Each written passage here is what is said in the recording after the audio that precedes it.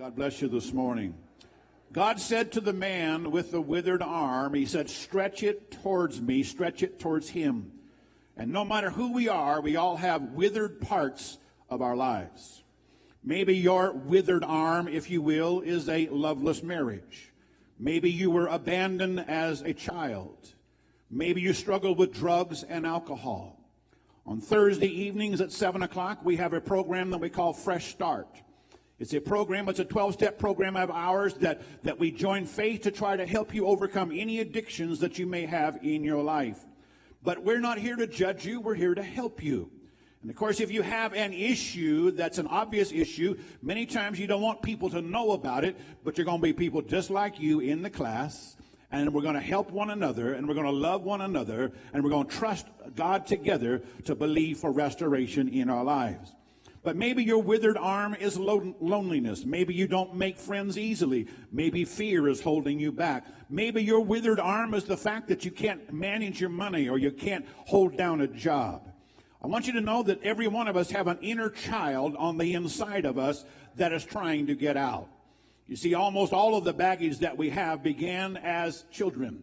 Most of the baggage that we have started with some kind of abuse. If I want to talk about abuse, I can label it in one way. It's a lack of love. Anytime there is a lack of love in your life, which ends up to be abuse, it ends up causing baggage in our lives.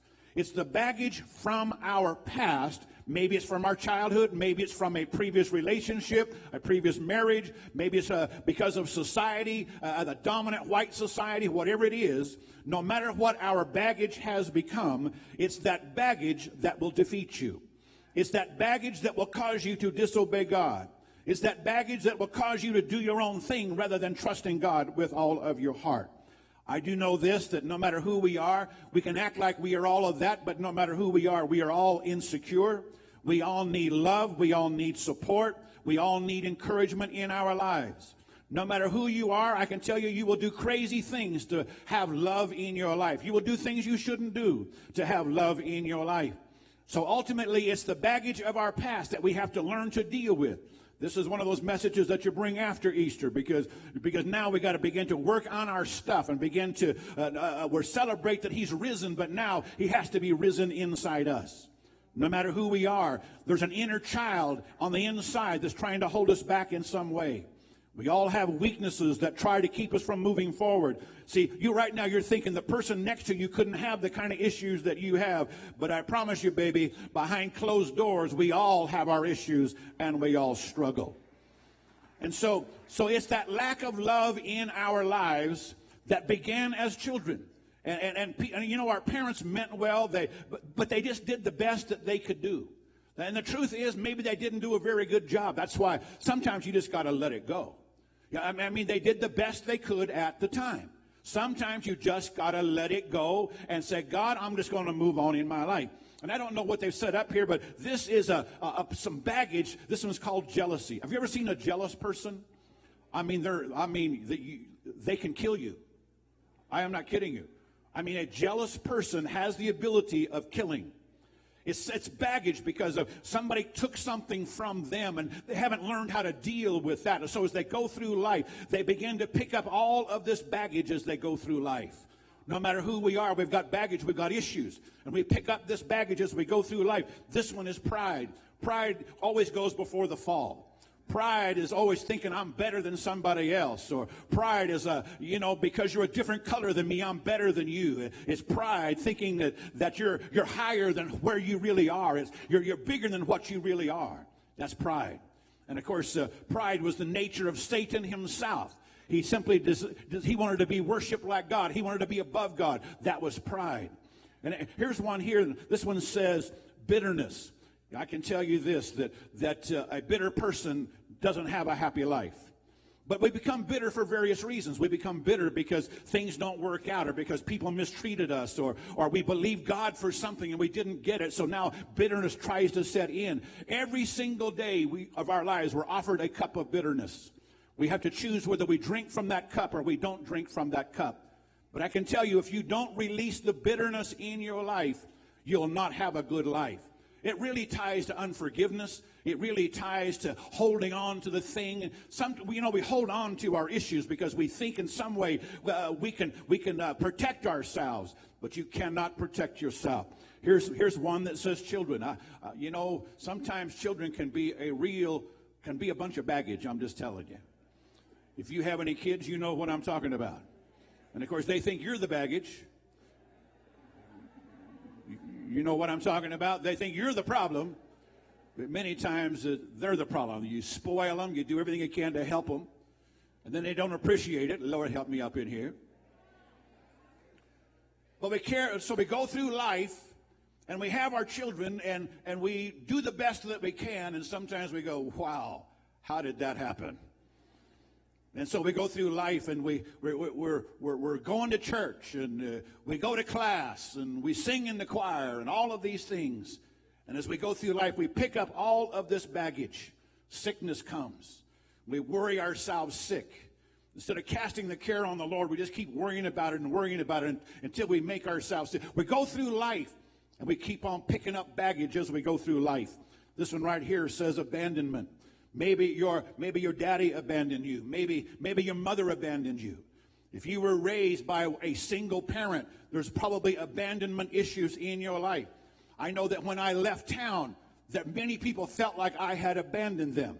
They didn't understand what I was under. They didn't understand my health issues. I couldn't explain it to them. And the bottom line is, many people felt like I had abandoned them. And of course, the exact opposite is true. And I came back as fast as I could. But they still feel like I abandoned them. But abandonment issues are real issues.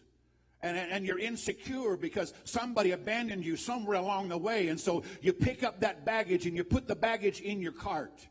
And you go through life carrying all this baggage. And now your cart is getting full. Your life is getting full. This one says fear. Oh my gosh. There's so many things that we're afraid of. We're afraid of the dark. We're afraid of the white man. We're afraid of the black man. We're afraid of society. We're afraid of losing our jobs. We're afraid of being alone. We're afraid. And so if we don't deal with our fears, then we just pick up that baggage, and now the fears grow worse. They don't get better. They grow worse. This one here says abuse. There's all kinds of abuse. There's physical abuse. There's mental abuse. There's sexual abuse. There's all kinds of abuse that we can face in our lives. And, of course, any type of abuse is nothing more than a lack of love. And when we feel that lack of love in our lives, it causes that baggage to get heavier and heavier. And so we're going through life. This one here says addictions. Don't forget about our Fresh Start class on Thursday nights. And I think it's Thursday nights. That's in your program, whatever that is. But addictions come because we have an empty spot on the inside. We don't become addicted because we're bad people. We become addicted because there's an emptiness on the inside, and we're trying to fill it with drugs or booze or whatever it may be. There's an empty spot that we got to fill. And so we're going through life, and we're saying, God, help me, God, help me. But yet we don't deal with the issues that we have in our lives. This one says loneliness. Loneliness will cause you to do things you shouldn't be doing. I mean, it'll cause you to go places you shouldn't be going. It'll cause you to do things that you should not be doing. Loneliness. God did not make you to be alone. If you feel lonely today, it doesn't have to do with being single or being married. If you find yourself lonely today, it has to do with the fact that you are all alone. You're all by yourself. In other words, you don't have support around you. You feel alone because you don't have support around you. But God never intended for you to go through this life alone. He intended for you to have a church family to love you, support you, encourage you, strengthen you, to help bear your burdens. And so the cure for loneliness is not to get married, because you can be married and lonely. The cure for loneliness is to have relationships around your life that you can talk to, that you can build upon, that you can encourage one another. You can go get a cup of coffee together. It's really about building relations. Really, that's what church should be about, other than hearing the word, it should be about building relationships, because that's where your happiness comes. It doesn't come by making money. It comes by relationships. I was sitting in the hotel room last night by myself, and I ordered a great meal, and they brought the great meal up to the room, and I was eating that fantastic meal, but I said to myself, how much better this meal would taste if somebody was with me. Do you know what I'm trying to say today? So God never meant for you to be alone. God saw from the very beginning it was not good for mankind to be alone. So we go through life, and we're collecting all of this baggage as we go through life. This one is depression. Have you ever been depressed? How many are depressed right now? Can I see your hand? You right now? And we laugh, but you know it's a real thing, and it's a horrible thing. I wrote a book entitled Happiness Matters. And in that book, I literally wrote the book out of depression in my own life. And I'm telling you, depression will break you. Depression will destroy your dreams. Depression will keep you from getting involved in your church. Depression will keep you from trusting God the way you should trust in God. And then this one is about a spouse. Let me tell you, if you're not going the same direction, that spouse is going to be baggage in your life. If you don't have the same goals and dreams, and I'll just say it this way, if your spouse isn't serving God, I'm telling you, you've got a very difficult life. And you make adjustments for it, and you make excuses for it. But God never intended for you to marry somebody that doesn't go to church. He never intended for you to marry somebody that doesn't tithe unto God. He never intended for you to marry somebody that doesn't want to get involved in the church. He never intended for you to use. That's why God called you to find your mate in the church, not in the bar. Well, if you can't say amen, at least say ouch. And so what we do now is we go through this life and we collect our baggage. And the baggage gets heavier and heavier. And I know people that if they feel rejection in their life, they'll just shut you out of their life so fast it'd make your head spin. Good people, if they feel you have rejected them, they won't talk to you for a month. Does anybody know what I'm talking about? Somewhere along the way, there was a deep rejection that came into their life. They didn't learn how to let it go. They didn't learn how to forgive. They didn't learn how to make the adjustments in their life. And now that rejection issue goes all the way through their life. And they don't know how to handle it when people reject them. Rather than letting it go, and they just hold a grudge against people. They give them the silent treatment. Does anybody know what I'm preaching about in here? And then, of course, divorce. Gosh, what can I say about divorce? 2 out of 3 people will end up divorced before it's over. That's just the nature of our life. There's too many choices. If it don't work out with Leroy, it'll work out with Reggie. Or Jose. But the point I'm trying to make is most divorces take place because we've got all this baggage in our lives, and one thing doesn't work out, so you just make a switch. And another thing doesn't work out, you just make a change. So we go through life pushing all of our baggage, and then all of a sudden, something good takes place. All of a sudden, something good pops up in our lives, and we don't have any more room for that good thing. A good man finally shows up, but there's no more room because my cart is full. Could make some good choices, but now there's so much. I got so much abuse and so much rejection, and I got addictions, and I've been through so many divorces, and I've been abused, and now I can't even receive the love of a good person in my life.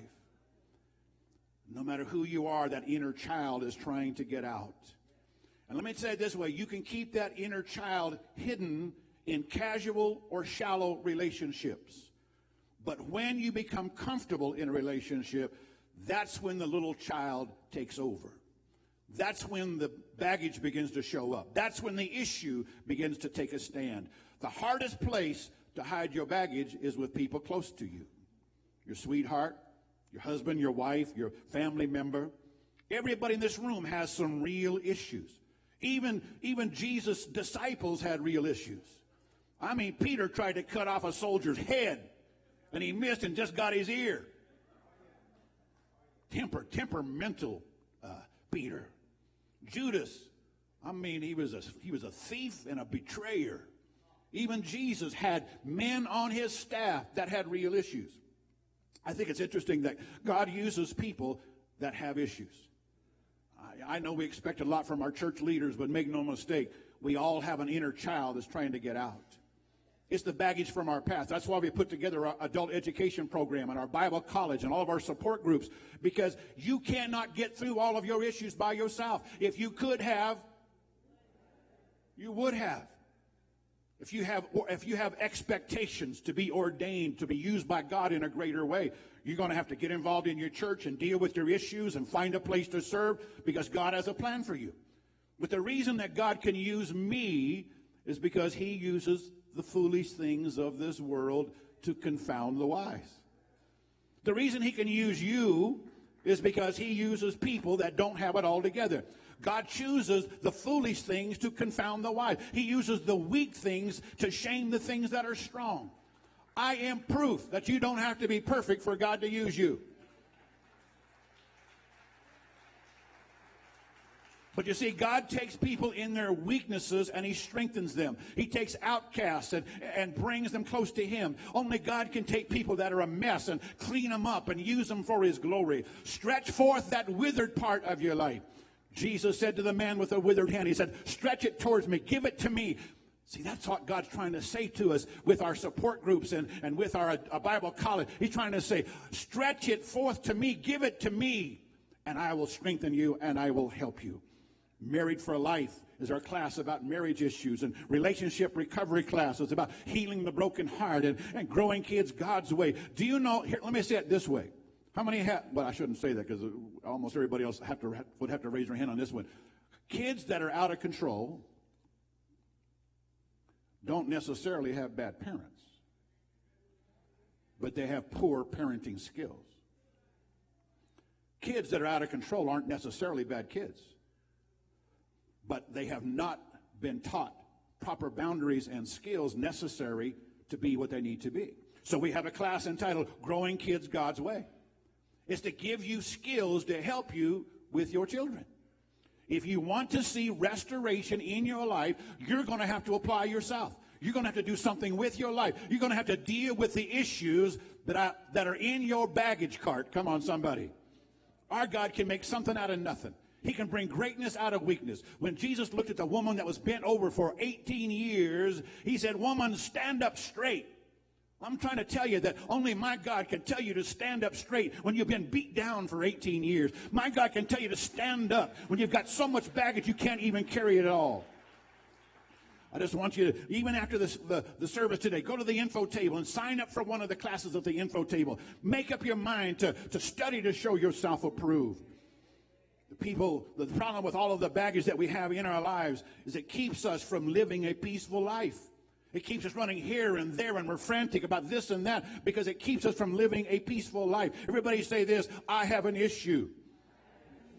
Will you be honest with yourself? Let me tell you what we do many times when we carry all of this baggage in our lives. We blame somebody else rather than taking responsibility ourselves. If my daddy would only have. If my mother wouldn't have, if I'd only been born somewhere else or in a different family or I'd born a different color or whatever the case may be, don't be a blamer. If you see reoccurring negative patterns in your life, you got to stop and be honest with yourself. I had a lady come to me a few weeks ago. She'd tell me about all these problems with her kids and her problems with her husband and problems on her job. And I just wanted to say so badly to her, baby, the problem's you. If you keep going through the same thing time after time and year after year, the problem is in you. Lord, help me up in here. And so God never calls perfect people to do his work because there aren't any. He calls ex-party animals and ex-gamblers and ex-drug addicts. Come on, somebody. He calls ex-prostitutes like Rahab. And he uses them for his glory. Do you know that Rahab, the town prostitute, is in the genealogy, the lineage of Jesus Christ? Noah was a farmer, but God used him to build a great ship. I was a building contractor, but God used me to build a great ministry. I'm trying to tell you that if God can raise me from the dead, if he can bring me back to Colorado after 5 years, then nothing is impossible for our God. So we've been in our building now a little over 3 months, and our first service, which was New Year's Eve, were 300 people. Do you know that last Sunday, for Easter Sunday, we had 2,200 plus the kids last Sunday? Look at God. Look at God.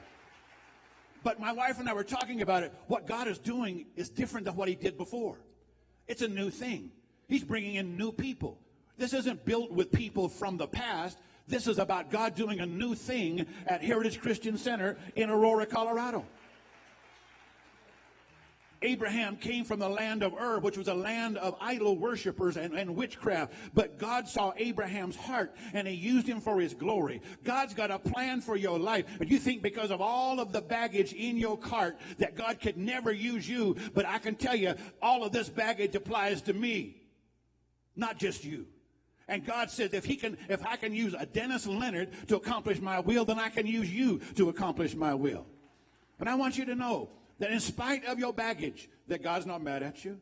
In spite of your baggage, he's got a plan for you. Sinners are welcome here, but you're going to have to deal with your stuff. David was just a shepherd boy. He wasn't qualified to be the king. He wasn't the most educated. He made a lot of mistakes, but God strengthened him. God used him in a big way. I want you to know, behind closed doors, every one of us have struggles in our lives. You can pretend like you are all of that, but baby, I already know, because been there, done that, and got the t-shirt. You got to deal with your stuff. Moses wrote the first 5 books of the Bible, but he was a murderer and a stutterer. He couldn't even speak for himself. He had to take his brother Aaron with him everywhere he went to speak for him. Even Moses struggled, because behind closed doors, we all have an issue. Moses became one of the greatest men in the Bible, but he still had great struggles. God always uses the foolish things of this world to confound the wise. Moses killed the Egyptian and tried to cover it up. He ran into the wilderness for 40 years. He was disappointed in himself, and he hid for 40 years. Have you ever been disappointed in yourself? And you went into hiding. God says, come out, wherever you are. Get involved in the classes. Apply yourself. Get in shape. Hello, somebody. Help me. I need to get in shape. We got a Zumba class coming up for you in a couple of weeks, too, on a Monday night. Yeah, our teacher's here right now today, too. And if I could only be in that kind of shape, oh, my gosh. But all I'm trying to tell you is that God has a plan for you. Don't isolate yourself. Do you know that loners are not healthy? Do you know that it's important to volunteer, if nothing else, just to break that pattern of isolation in your life? Isolated people are not healthy. If you don't build relationships, you are not healthy. Don't get mad at me. I'm just a delivery boy. Deal with your stuff. Deal with your baggage. I mean, none of us are perfect. We don't do things the right way all the time. But you got to say, Lord, help me. I have an issue. Can you raise a hand and say, Lord, help me. I have an issue. Even if somebody told you that your life was a mistake, you don't have to believe that lie. I came here to serve an eviction notice on the devil. God's got a unique plan just for you. There's nobody else like you. God broke the mold when he made you. I want to connect you to your passion. I want to connect you to the thing that God has for you in your life. Somebody say amen. I want to encourage you to make a 90-day commitment unto the Lord. I want to encourage you to say, God, for 90 days, I'm going to be in church every Sunday and every Tuesday. I'm going to put you first in my life. I want to encourage you to put God first. I do know that to connect to your passion is going to mean getting involved. Aunt Sharia's got a passion for dance. She hit me on Facebook this week.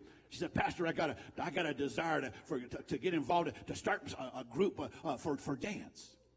And I said, wow, what an awesome thing. God's going to use this young lady to get something that connects her to her passion that'll probably end up connecting you to your passion as well. I want to connect you to your passion. Somebody say amen. I remember when I felt the call of God on my life, I remember saying, Lord, you can't be calling me. Not me. No, you can't be calling me. I got too many problems. And I heard the Lord say, Dennis, stretch forth your withered hand. Stretch forth that issue in your life. I don't know about you, but I'm not too proud to say, Lord, I got an issue. I'm not too proud to say, Lord, I need your help in my life. The Lord has given me another chance to come back to Denver and do it again. If he'll give me another chance, surely he will give you another chance. Am I in the right church today? God told the crippled man, he said, pick up your bed and walk. You got to be kidding me. How can a crippled man pick up his bed and walk? I'm trying to tell you that God calls people to do things they can't do by themselves. This man couldn't walk, yet the Lord told him to pick up his bed and go on. He tells us, pick up that baggage that you have, deal with it, and move on with your life. I'm trying to say to you that we got great big dreams. You think my dreams were big before. Wait till you hear about my dreams now. And we're going to start next Sunday with our Youth Sunday next Sunday. Oh, my gosh. You got to bring a teenager to church with you next Sunday. It'll light a fire on the inside of them when they see what we're doing with our young people. But I'll talk about it next Sunday, but I want to have after-school programs and summer programs for our youth and for our kids. But if I can start over at my age, so can you. Let me tell you, God calls people that have been abused. He calls people that have a horrible past. That's why I wrote a book entitled, Don't Judge My Future by My Past. Go get that book in the bookshop. You're going to need it. But God calls people that walk with a limp. God calls people that don't have it all together. God calls people that struggle behind closed doors. Would you shake hands with two people and say, I have an issue. I have an issue. When Jesus speaks, you can do things you couldn't normally do. When he says, get out of the boat and start walking, you can walk on things you couldn't have walked on before. God told you to get over your past and move on with your life. Get on the prayer teams. Get in the choir. Become a part of the children's department. Become a greeter or a host. Get in the First Touch parking lot ministry. Get into the classes. Use your life to build relationships and watch how your whole life gets better. Peter had some failures in his life, but he became one of the most powerful preachers that ever lived. But behind closed doors, Peter had some issues. But Peter the reed that would be blown by the wind became Peter the rock that was immovable. The work he began in me, he's still perfecting. The work he began in you, he's still working it out. If you'll go all the way there's no telling there's no telling how God could use you if you made up your mind to have a mind to work for God. Peter matured, and God used him in a great way. Peter stood at the gate, and he said to the blind beggar, silver and gold have I none, but such as I have I give to you. Get up and walk. I'm trying to say to you, I'm trying to tell somebody, get into the classes and watch how you can get up from the place that you couldn't have gotten up from before. And you may not look like much today, and you may feel like a failure. You may think that God could never use you. But in spite of Peter's failures, he became so anointed of the Holy Spirit that even his shadow healed people as he walked by. As we look at the man with the withered hand, we can see that religious folk didn't care about him, but Jesus cared about him. Stretch forth that withered hand. What is your issue? What is your baggage? How many have all of this baggage? Can I see your hand? You have this much in your cart. See, that's a good portion of us. We have all of this baggage in our carts. But God brought you here to turn things around in your life. Behind closed doors, we all struggle. But you'll never overcome your issues by making New Year's resolutions. You'll never overcome your issues by just coming to church. You'll never overcome your issues by being a good person.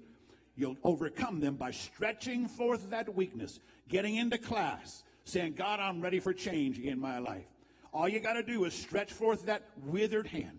But the good news is that you can get your past behind you today. Maybe you did fail in the past, but I'm telling you, that was then and this is now. And if you'll just keep on repenting, He'll keep on forgiving. Behind closed doors, every one of us have struggles in our lives. I've made some mistakes in the past, but I'm telling you, I've learned from my mistakes, and I'm moving on with my bad self. I've learned from my failures, and I'm moving on. Tell somebody I'm moving on.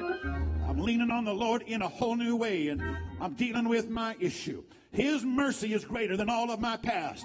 His mercy is greater than all of my weaknesses. When I fall down and make a mistake, His mercy is there to pick me up. I'm stretching forth my withered hand today. I'm saying, Lord, your goodness and mercy endures forever. When I turn the corner, His mercy is there to pick me up. When I fall down, His mercy is there to pick me up. When my friends walk away, His mercy is there to pick me up. When I feel betrayed in my life, His mercy is there to pick me up. When I make a mistake, He's there to pick me up. He came to give me beauty for ashes, and the oil of joy for mourning, and the garment of praise for the spirit of heaviness. Behind closed doors, I too struggle, but I'm stretching forth my withered hand. I'm saying, God, I need your help, and I'm stretching it towards you right now in Jesus' name. Somebody stand on your feet and give Him a good praise right there.